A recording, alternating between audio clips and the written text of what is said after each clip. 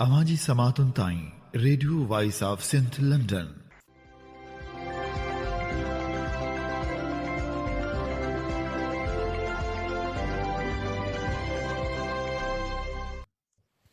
अवी ॿुधी रहिया आहियो radio voice of Sindh London.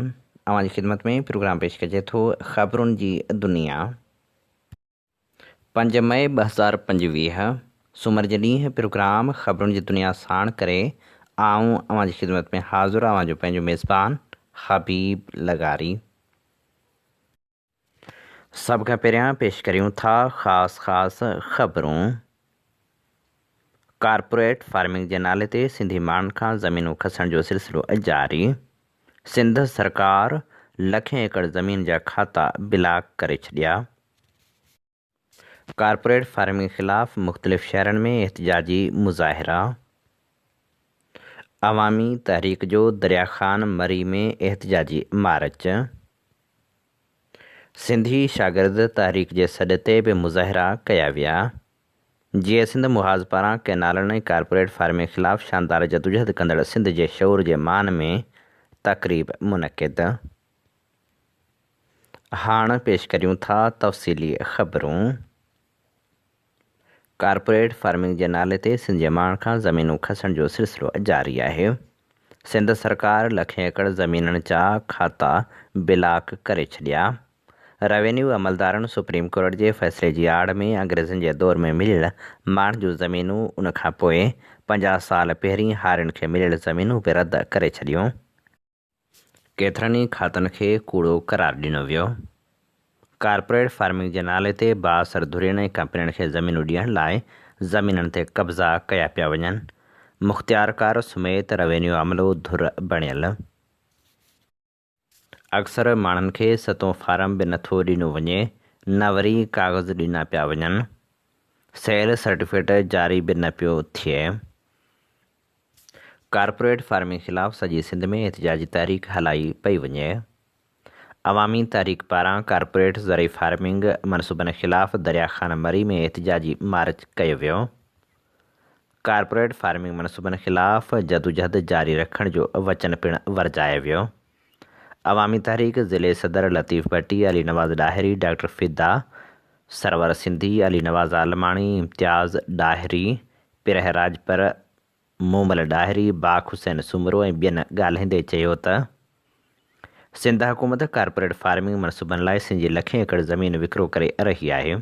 Sindh जे 3 ज़िलनि कशमोर, कंधकोट, घोटकी ऐं शिकारपुर जे कच्चे वारे इलाइक़े जी 5 लख एकड़ ज़मीन कंपनी हवाले कई वई आहे। मटियारी ऐं जामशोरे ज़िले जी 1.5 लख एकड़ ज़मीन कंपनी खे विकिरो कई वई आहे।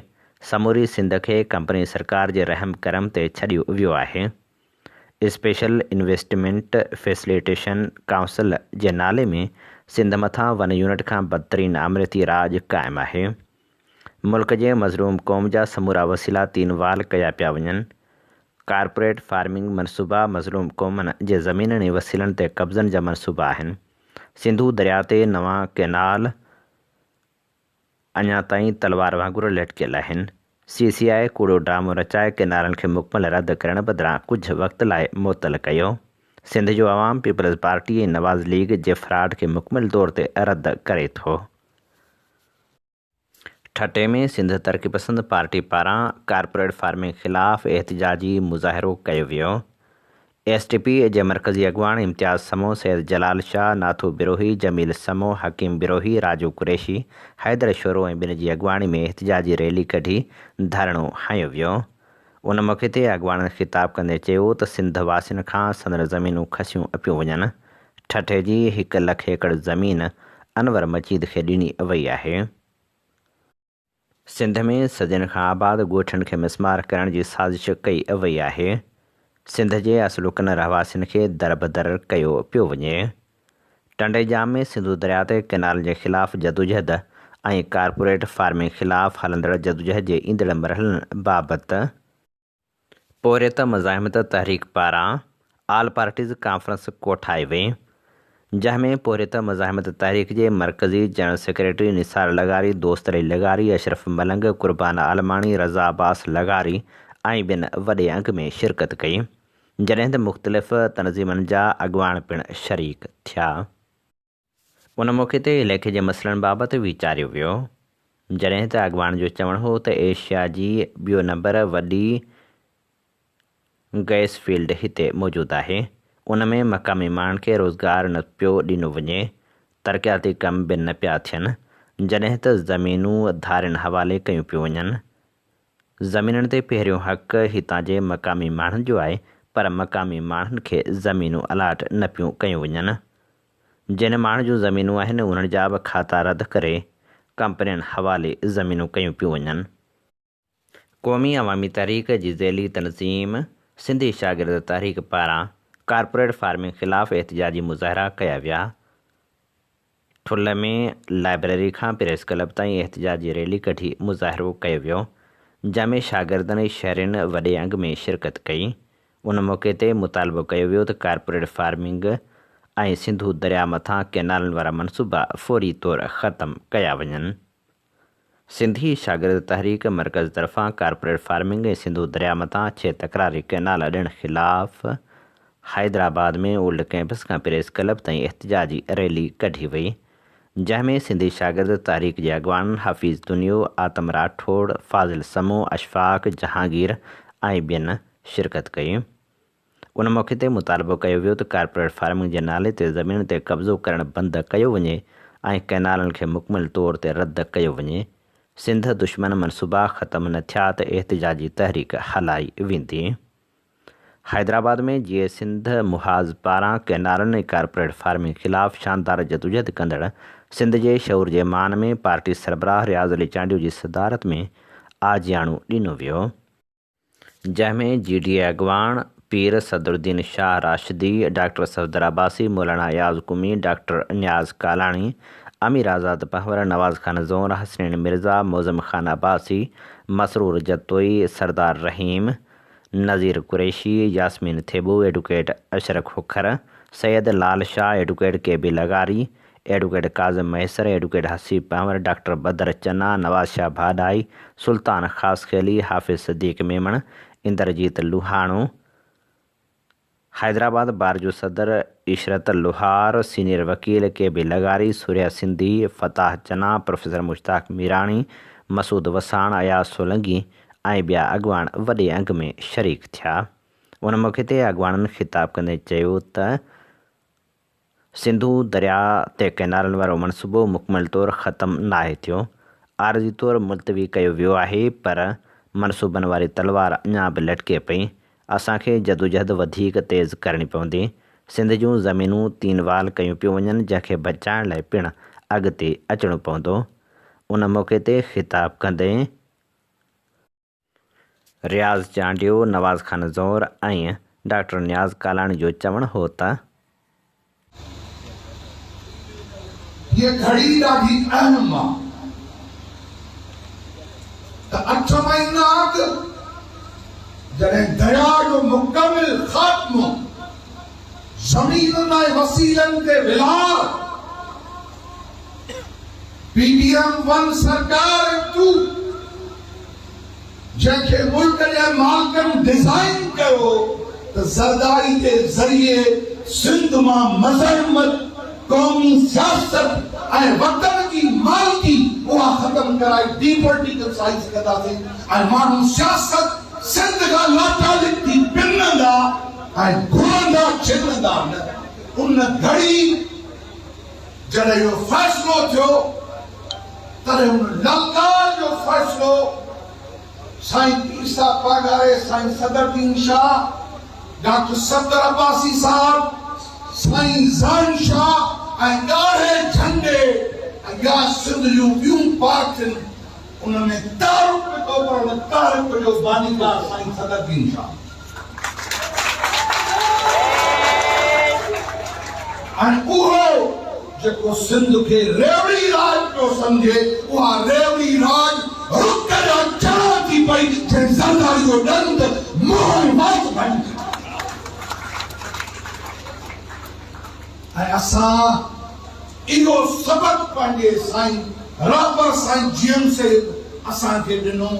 डॉक्टर न्याज़ कालाणी साहब मां डॉक्टर खुशहाल हैं कुछ काफी थे सीनियर दोस्त साईं इस्माइल हसन साहब, अशफाक अंसारी साहब, इशराक अंसारी साहब, असां सब वेठा वो सबक इहो त सिंध नज़रियम नारम झंडन का मुक़द्दस इहो दर्स साईं जियन से ॾिनो।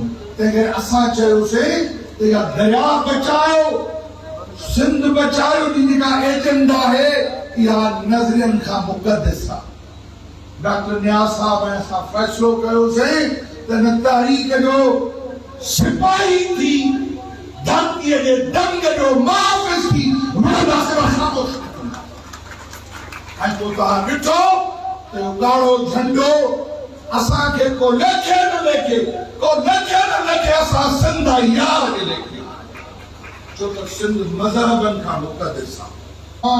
साईं जियन से इहो सिखिया सिंध मुक़द्दस अक़ीदो ऐं ईमान आहे, सिंध इंजील गीता ऐं क़ुरान आहे, सिंध जीअरे मुए अचो ऐं पाण खे हाणे आज़ाद घुरे। तॾहिं सिंधी न आॻियारा हुआ, न जबलनि खे पुॼींदा हुआ, न चंडे सितारनि खे पुॼींदा हुआ, उहे जल पुॼारा हुआ ऐं जल में बि उहे सिंधु दरिया जी पूॼा कंदा हुआ। उहा मोहबत हज़ारे सालनि खां माण्हुनि जे सिरिश्त में शामिल थी वई आहे, रत में शामिल थी वई आहे, मज़हब तब्दील थी विया आहिनि, मज़हबी नज़रिया ऐं ख़ुदा जा तसव्वुर तब्दील थी विया आहिनि, पर सिंधु दरिया जी मोहबत सिंध जे माण्हुनि जे सीने में ज़िंदगी जे गीत वांगुरु धड़कंदी रही आहे ऐं उहा हिन ख़ासि ॾाके ते पइजी उन्हनि जे सियासी शऊर जो हिसो थी वेंदी आहे। ऐं जॾहिं का मोहबत सियासी शऊर जो हिसो थी वेंदी आहे तॾहिं उहा उथल पुथल पैदा कंदी आहे, उहा इनकलाब बर्पा कंदी आहे, उहा समाजनि जे निज़ामनि खे बदिलाए रखंदी आहे। अली बाबा चयो त हुकुमरान दरिया जो छा सौदा कंदा, दरिया वॾनि वॾनि हुकुमराननि जा सौदा करे छॾींदा आहे। ऐं दुनिया में ईअं छो आहे? दरियानि जे बारे में केतिरियूं जदोजहदूं हलियूं आहिनि, उनजे नतीजे में हुकूमतूं तब्दील थी वियूं, टही वियूं आहिनि, नयूं क़यादतूं उभरियूं आहिनि, समाज जेके बदिलजी वियो। ऐं हाणे दरियानि जा हक़ जेके आहिनि उहे दुनिया क़बूल थी करे, तस्लीम थी करे। मिसाल तौरु वांगुरु दरिया आहे न्यूज़ीलैंड जो, उन हिकिड़े कबीले जदोजहद खे सॼे न्यूज़ीलैंड जे समाज को न रुगो हिकिड़े कबीले मौरी कबीले हुननि चयो ही दरिया असांजो तारीख़ी दरिया आहे, हज़ारे लखे सालनि खां वंदड़ दरिया आहे, हिन जे कपनि ते असांजा अबा ॾाॾा कई नसल वरी खटी विया, अमीन दरिया खे फना नथा करे सघो, ख़तमु नथा करे सघो, इनखे हक़ ॾियो, इंसानी हक़ ॾियो, जियाफ़े जा हक़ ॾियो। ऐं पोइ न्यूज़ीलैंड जी हुकूमत उन कबीले जी जदोजहद जा घुरा फुड़े वरिता ऐं पहिरियों दरिया हो जंहिंखे इंसानी हक़ मिलिया, भांगुर दरिया। अहिड़े ई तरीक़े सां सिंधु दरिया खे इंसानी हक़ मिलणु खपनि। ऐं पोइ ॿिया मिसाल बि, मिसाल तौरु इंडिया जे दरियानि जा आहे, बांग्लादेश आहे, पर पाणी मिसाल नथा वधाइनि, पाण सिंधु दरिया जे सुवाल ते था अचूं। सिंधु दरिया जो मामिलो रुगो कैनालनि जो मामिलो न आहे, सिंधु दरिया जो मामिलो बुनियादी तौर ते ज़िंदगी जो मामिलो आहे। सिंधु दरिया ते कंहिं क़िस्म जो को कैनाल न ठहणु खपे, उन खां अॻिते सिंधु दरिया ते को डैम न ठहणु खपे, सिंधु दरिया ते को नओं बैराज न ठहणु खपे, जेके बैराजनि ऐं डैमनि जो नयूं रिथाऊं कैनालनि में शामिल आहिनि उहे बि थियणु खपनि। साॻिए वक़्तु सिंधु दरिया ते पाणी खे ज़ख़ीरे करण जे नाले में तरबेला ऐं बंगला डैम जी खोज पूरी करण जे नाले में भाषा डैम न ठहणु घुरिजे। हिकिड़ो प्रयास, हिकिड़ो डैम सिंधु दरिया ते ठहे थो त असांजो अज़ीम दरिया जंहिंखे पंजाब 1960 वारो सिंतास मुआहिदो करे ड्राइंग रिवर में बदिलाए छॾियो आहे, मरंदड़ दरिया में बदिलाए छॾियो आहे, उहो डेड रिवर थी वेंदो, हुअ दरिया थी वेंदो। असीं नथा चाहियूं, असीं चवंदा असांजो दरिया वधो, असीं दरिया जी मुकमल बहाली था चाहियूं। ऐं उहा बहाली यकीनन मुमकिन आहे जेकॾहिं पाण 8 महीना जदोजहद करे 12 ॾींहं पंजाब जी रसद बंदि करे उन्हनि खां सियासी फ़ैसिला वठी सघूं था, कैनालनि जे मामले ते जेके उनखे पुल ते हटाए सघूं था, त दरिया ते कब्ज़े जे मामले ते पंजाब खे पुल ते हटाए सघूं था, त दरिया ते जो हक़ न आहे। साईं सदर शाह साहब या मोहतरम अॻवानो, दोस्तों भाइरों भेनरों, जीअं सिंधु देश, जीअं साईं जीएम से जीअं शहीद सिंधु देश बशीर खान कुरैशी बच्चा नयूं नयूं ॻाल्हियूं थियूं आहिनि हैरत अंगेज़ तौर ते ख़ासि तौर ते असां जीअं संभाल खे चवंदा आहिनि बाबा हलकड़ा छोकिरा आहिनि ॿार आहिनि वात कड़ा छोकिरा आहिनि पर इन्हनि वात कड़नि छोकिरनि में एॾो ज़ब्त जो मुज़ाहिरो कयो सभिनी सासी थुरियो वकील सॼी सिंध में इहो आहे वकीलनि ठहिणो आहे वकील कहिड़े ॻोठ में वञूं सिंध में माण्हू सुठा कहिड़े ॻोठ में कोन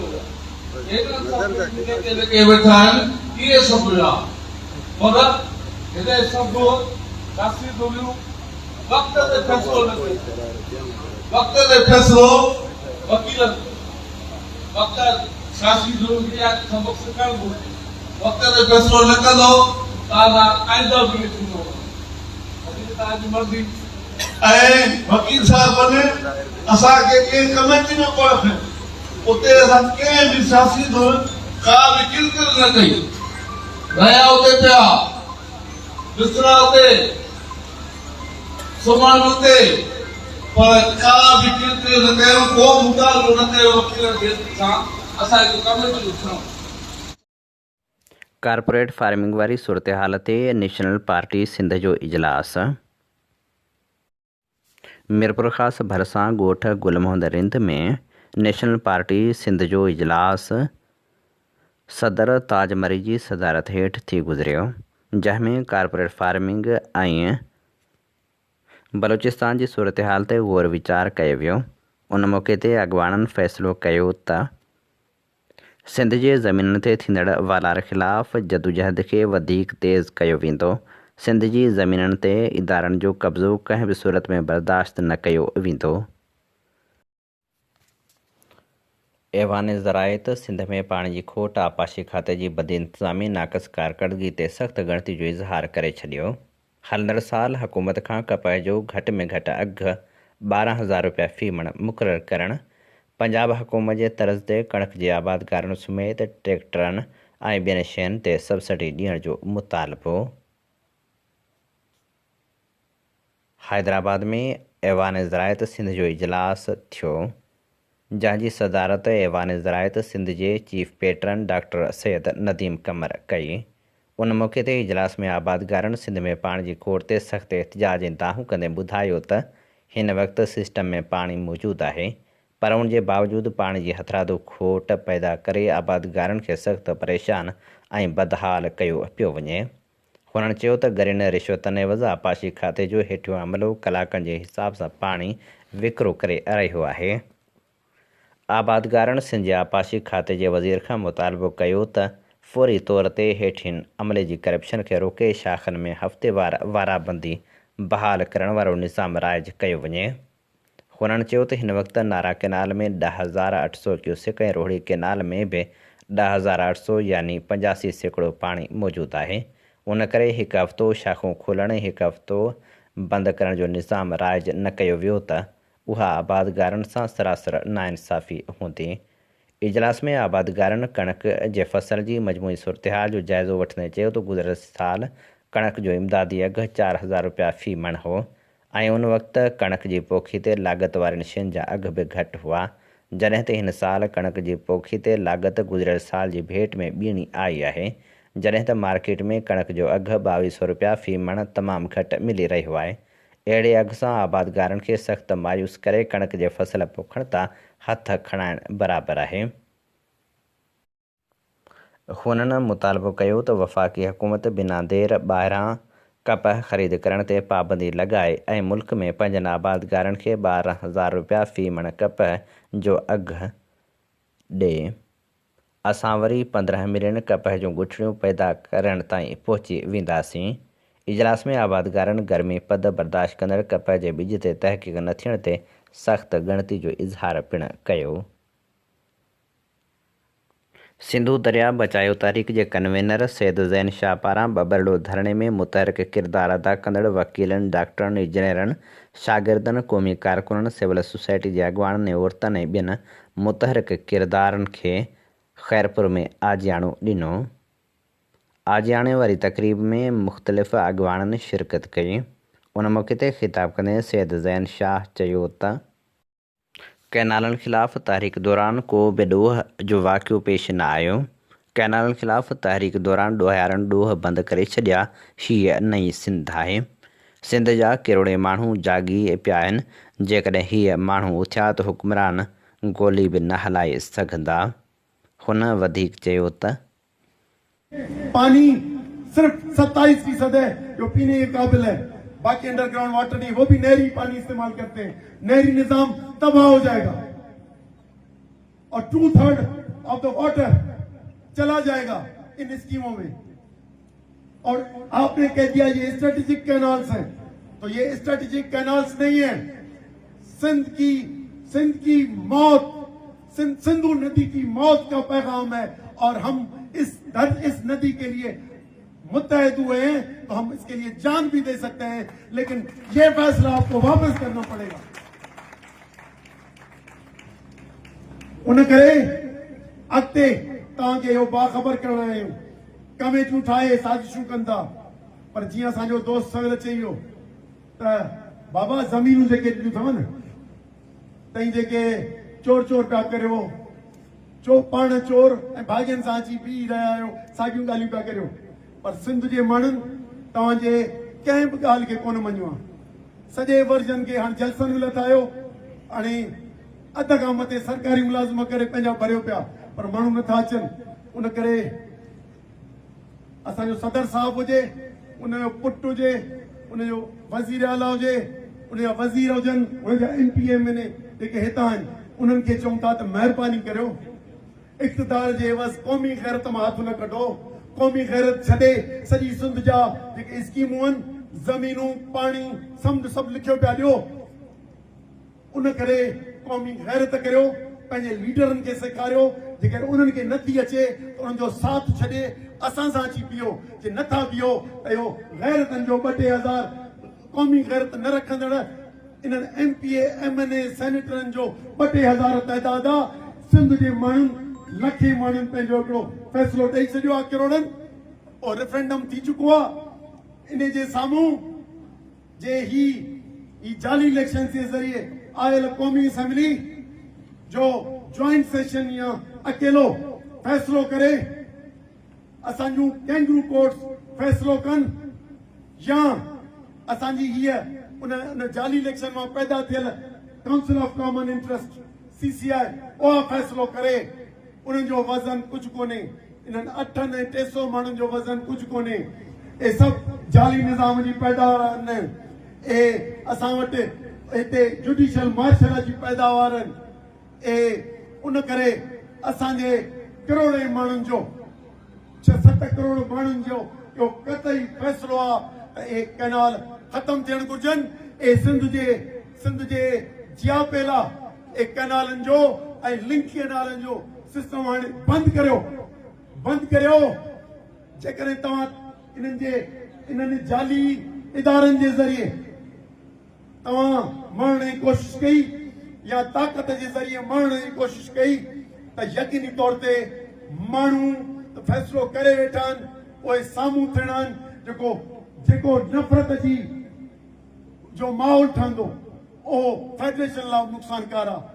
पर हिते सिंध जो माण्हू असीं चऊं था सभिनी जी सलामत हुजे, पर जेकॾहिं तव्हां पंहिंजे बंदूकुनि जूं गोलियूं खोलियूं त हींअर करोड़े माण्हुनि ते तव्हां फायर बि न करे सघंदो, तव्हां में ज़रूरत बि कान थी सघंदी त अहिड़ो क़दम खणी सघो। सिंध में पाणी जी खोट शिदत इख़्तियार करे वई आहे। पंजाब में पाणी खोट बुरी थी वई। सिंध में पाणी खोट 46% ते पहुतल। गुड्डू बैराज ते 63, कोटड़ी बैराज ते 61 ऐं सकर बैराज वटि 33% पाणी खोट रिकॉर्ड कई वई। सिंध में पाणी जी शदीद खोट जे करे आबादगार मुश्किलातुनि खे मुंहुं ॾेई रहिया आहिनि। कलोई तालुके जी 50,000 एकड़ खां वधीक ज़रई ज़मीन आबाद कंदड़ ऐं थरपारकर ज़िले खे पीअण जो मिठो पाणी फ़राहम कंदड़ ऋण शाख बंदि आहे। नारा कैनाल में 10,500 क्यूसेक पाणी जे छोड़ बावजूदि इंजीनियर पाणी विर्छ बहितर बणाइण में नाकाम। आबादगारनि 22 मैल मोरी ते ॿिए ॾींहुं बि धरणो जारी रखियो। उन मौक़े ते आबादगारनि चयो त इंजीनियर मिठड़ाव कैनाल ऐं SD सब डिवीज़न नवकोट खे हटाए पाणी जे निज़ाम खे बहितर बणायो वञे। नाम्यारे सूफ़ी रागी सदरुद्दीन शाह जी तबियत में बहितरी न अची सघी। किडनी ट्रांसप्लांट थियण बाद बि रागी जी तबियत में बहितरी न आई। शुगर ऐं ब्लड प्रेशर सबबि संदसि हालत ख़राब। सदरुद्दीन शाह गंबट जी गमसे अस्पताल में दाख़िल थियल। संदसि इलाज भी जारी पर तबियत में सुधारो न अची सघियो। दुआनि जो मुंतज़र। नसीराबाद शहरी इतिहाद पारां बिजली जी डिघी लोड शेडिंग ख़िलाफ़ एहतजाजी मुज़ाहिरो करे अलामती बुख हड़ताल कई वई। शहरियुनि ॿिए ॾींहुं बि एहतजाज जारी रखियो। एहतजाज जी सरबराही माशूक अली, इनायतुल्लाह ऐं ॿिया करे रहिया हुआ। उन मौक़े ते अॻवान चयो त शहर में अरिड़हं कलाक हथरादो लोड शेडिंग करे परेशान कयो पियो वञे। हुननि मुतालबो कयो त नोटिस वठी बिजली जी लोड शेडिंग ख़तमु कई वञे। सिंधियन नेशनल कांग्रेस जो मरकज़ी इजलास मरकज़ी डिप्टी चीफ ऑर्गेनाइज़र सारंग जोए, मरकज़ी ऑर्गेनाइज़र मुकेश कुमार ऐं मरकज़ी ऑर्गेनाइज़र सोणी जोए जी सदारत हेठि थी गुज़रियो। इजलास में गॾियल राय सां कराची डिवीज़न जी 5 महीननि लाइ 4 रुकनी ऑर्गेनाइज़िंग बॉडी चूंडी वई, जंहिंमें असद आज़ाद खे चीफ ऑर्गेनाइज़र, गनी आजिज़ खे डिप्टी चीफ ऑर्गेनाइज़र, सिकंदर ओठो खे ऑर्गेनाइज़र ऐं लतीफ़ मेमन खे ऑर्गेनाइज़र मुक़ररु कयो वियो। सारी सब जमार हारियण लाइ जा खोड़ींदड़ अज़ीम अॻवान बाबाए सिंध हैदर बख़्श जतोई जी 55वीं वरसी 21 मई ते मल्हाई वेंदी। 21 मई अरबा जे ॾींहुं सिंध हारी कमेटी जा अॻवान 11 वॻे कामरेड हैदर बख़्श जतोई जी आख़िरी आरामगाह ते गुलनि जी चादर चाढ़े भेटा पेश कंदा। 12 वॻे जलसो मुनक़िद कयो वेंदो। जलसो Sindh museum Mumtaz Mirza auditorium hall Hyderabad में मुनक़िद थींदो, जंहिंमें हारी अॻवान वॾे अंग में शिरकत कंदा। उमरकोट भरिसां जस्कम चेयरमैन अब्दुल वाहिद आरिसर जी वरसी तक़रीब मुनक़िद कई वई, जंहिंखे ख़िताब कंदे जस्कम चेयरमैन असलम खैरपुरी, जीए सिंध क़ौमी पार्टी जे चेयरमैन नवाज़ खान ज़ौर, जस्कम बशीर खान कुरैशी जे सरबराह डॉक्टर नियाज़ कालाणी, जीए सिंध तहरीक जे चेयरमैन सूर्या सिंधी, जीए सिंध मुहाज़ जे मरकज़ी अॻवान पुनहल जमाली ऐं ॿियनि ख़िताब कंदे चयो त अब्दुल वाहिद आरिसर सिंध जे आजपे लाइ जदोजहद कई।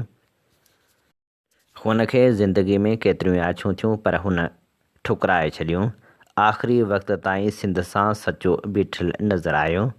जस्कम आरिसर जे चेयरमैन असलम खैरपुरी ख़िताब कंदे वधीक चयो त अब्दुल वाहिद आरिसर सिंध जो यगानो आशिक़ हो, जंहिं ॿिनि शयुनि सां प्यारु कयो, हिकु जीएम सैद, ॿियो सिंध। सिंध हुनखे जीएम सैद जे फ़िक्र मां मिली ऐं उन सां ईअं निभायो जीअं शायदि केरु निभाए सघे। मिसाल न हुजे जे हिन ईअं निभायो आहे ऐं हुन सॼी ज़िंदगी हू ॼाओ चोरे में हो, हुन जनाज़ो चोरे मां कयो। हुन को बि सौदो न कयो, हुन का बि लग्ज़री लाइफ न वरिती। हुनखे केतिरियूं ऑफरूं थियूं हूंदियूं, असांजे आॾो बि ऑफरूं थियूं हूंदियूं, पर हुन ऑफर खे ठुकरायो हूंदो। हीअ असीं अव्हां जी ख़िदमत में पेश करे रहिया हुआसीं ख़बरूं।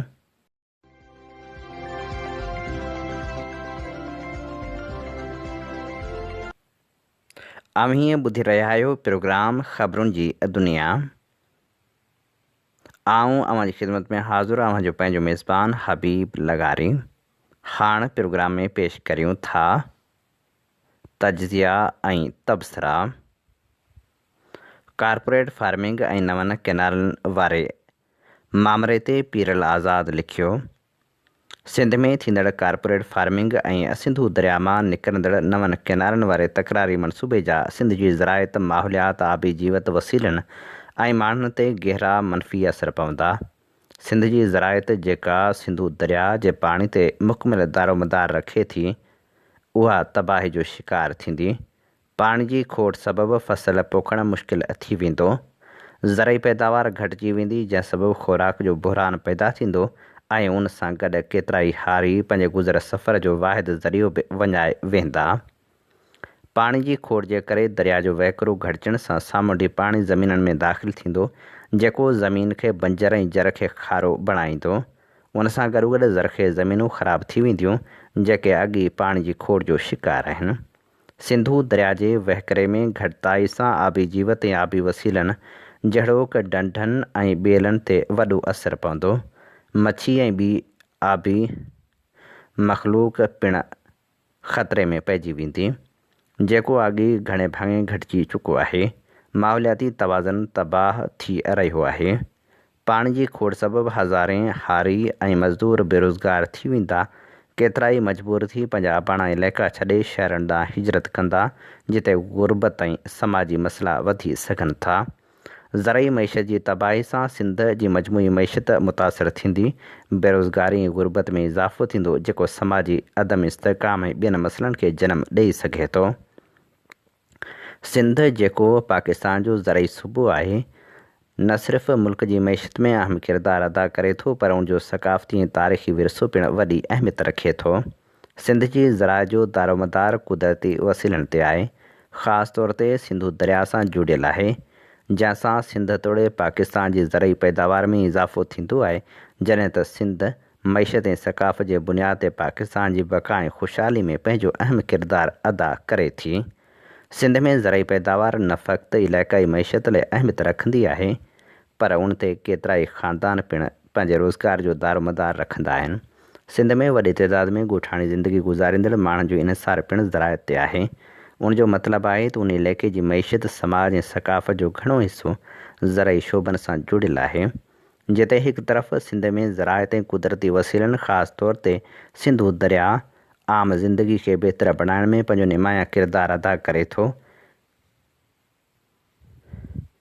ॿिए पासे कॉर्पोरेट फार्मिंग ऐं सिंधु मां नवनि केनालनि तामीर थियण जे करे मक़ामी ज़िंदगी ते वॾा असर पवंदा। तोड़े जो सिंधु दरिया मां नवां केनाल कढण वारो मामिरो कुझु वक़्त लाइ मुलतवी थी वियो आहे, पर ईंदड़ वक़्त में ख़तरो मौजूदु आहे। कॉर्पोरेट फार्मिंग जो रुझान दुनिया जे केतिरनि ई हिसनि में मक़बूल थी चुको आहे, ऐं ख़ासि तौर ते उन्हनि इलाइक़नि में जिते ज़रई पैदावार खे तिजारती लिहाज़ सां मुलज़म करण जी ज़रूरत आहे। कॉर्पोरेट फार्मिंग जो मतिलबु इहो आहे त वरी न कंपनियुनि या इदारनि तरफ़ां ज़मीननि जी मालिकी ऐं ज़रई पैदावार खे तिजारती मक़सदनि लाइ मुलज़म करणु। उन में आम तौर ते वॾे सरमाए ऐं जदीद टेक्नोलॉजी इस्तेमालु कई वेंदी आहे, जंहिंसां पैदावार में इज़ाफ़ो थिए थो, पर उन जे नतीजे में मक़ामी माण्हुनि खे मुआशी ऐं समाजी तौरु नुक़सानु पहुचे थो। सिंध में कॉर्पोरेट फार्मिंग जे करे केतिरनि ई ज़मीननि ते वॾी न कंपनियुनि तरफ़ां मालिकी हासिलु कई वई आहे। उन सां मक़ामी माण्हू जेके अॻु में उन्हनि ज़मीननि ते कमु कंदा हुआ, उन्हनि खे पंहिंजे ज़मीननि खां महरूम थियणो पवे पियो। उन अमल सां कॉर्पोरेट इदारनि लाइ इक़्तिसादी फ़ाइदा तोड़े ज़रई पैदावार में इज़ाफ़ो थींदो, पर उनजो मनफ़ी असरु मक़ामी ॻोठाणनि ऐं ज़राए सां जुड़ियल माण्हुनि ते पवंदो। कॉर्पोरेट फार्मिंग में ज़मीननि जी वॾी ख़रीदारी सबबि मक़ामी हारी, मज़दूर तबिके ऐं ज़मीनदारनि खे उजरतनि में घटिताई ऐं रोज़गार में ग़ैर मुस्तक़िम हालतुनि खे मुंहुं ॾियणो पवंदो। जॾहिं कॉर्पोरेट इदारा ज़मीन ते कब्ज़ो कंदा आहिनि, त मक़ामी माण्हू जेके उन्हनि ज़मीन ते महिनत ऐं मज़दूरी कंदा हूंदा आहिनि, उन लाइ को ॿियो रोज़गार करणु ॾुखियो थी पवंदो, जंहिंजे नतीजे में गुरबत जो रेशो वधी वेंदो आहे। कॉर्पोरेट इदारनि में कमु कंदड़ मज़दूरनि खे घणो करे घटि उजरतूं ऐं इंसानी हक़नि जूं भञकड़ियूं कंदड़ मसइलनि खे मुंहुं ॾियणो पवंदो आहे। उन मां वाज़े आहे त कॉर्पोरेट फार्मिंग हिकु तरफ़ ज़रई पैदावार में इज़ाफ़ो कंदी आहे, पर ॿिए तरफ़ मक़ामी ज़राअत ऐं जियापे लाइ नुक़सानकार आहे, जंहिं सबबि बुनियादी तवाज़ुन मुतासिर थी वञे थो। कैनालनि वारे मनसूबे सां सिर्फ़ ज़राअत मुतासिर न थींदी, पर सिंध जी सामुंडी पटी ते बि उनजा संगीन असर पवंदा।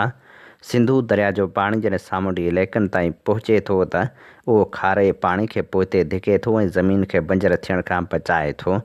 पर जॾहिं दरिया जो वहिकिरो घटिजी वञे थो, त खारो पाणी ज़मीन में दाख़िल थी वञे थो, जंहिंसां ज़मीन जी ज़रख़ेज़ी मुकमिल तौर ते ख़तमु थी वञे थी। अहिड़ी सूरतहाल में मक़ामी मच्छी मारण वारा जेके दरिया ऐं सामुंडी जीव ते भाड़िनि था, उहे पिणु बेरोज़गार थी रहिया आहिनि। हीअ असीं अव्हांजी ख़िदमत में पेश करे रहिया हुआसीं तजज़ियो। इन ते ई प्रोग्राम ख़बरुनि जी दुनिया जो वक़्तु पुॼाणी ते पहुचे थो। पंहिंजे मेज़बान हबीब लगारी खे ॾींदा इजाज़त। जॾहिं पेर तेॾहिं ख़ैर। अवां जी समातुनि ताईं radio voice of Sindh London